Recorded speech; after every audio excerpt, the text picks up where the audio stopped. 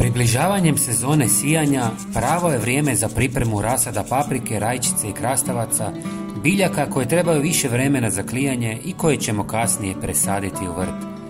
Često se dogodi da sjeme ne klija ili klija vrlo slabo, što nas potakne na razmišljanje o mogućim pogreškama. Jedan od načina za rješavanje ovog problema je namakanje sjemena, metoda koja ubrzava klijanje i jača otpornost biljaka na bolesti i štetnike. Ova tehnika posebno je korisna za sjeme povrća, začinskog i ljekovitog bilja, osiguravajući bogate i zdrave plodove, poput bujnih i sočnih paprika.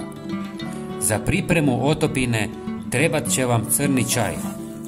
Usitnite jednu žlicu crnog čaja u fini prah, što će omogućiti bolje otpuštanje hranjivih sastojaka u vodi. Ako nemate mogućnost usitnjavanja, možete preskočiti ovaj korak. Prelijte usitnjeni čaj s 300 ml vruće vode, dobro promiješajte i ostavite da se malo ohladi na sobnu temperaturu, a zatim procijedite kroz gazu. Tanini u crnom čaju potiču klijanje sjemena i djeluju antimikrobno, dok hranjive tvari poput dušika, fosfora i kalija poboljšavaju rast i otpornost biljaka.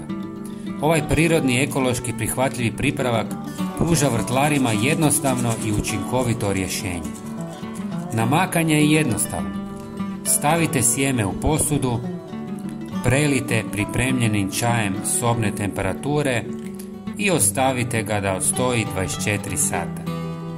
Nakon toga isperite sjeme čistom mlakom vodom i spremno je za sjetvu.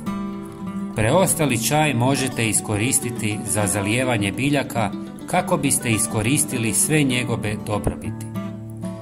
Dragi prijatelji, ne propustite naš sljedeći video s još korisnih savjeta. Hvala vam što nas pratite i vidimo se uskoro. Pozdrav!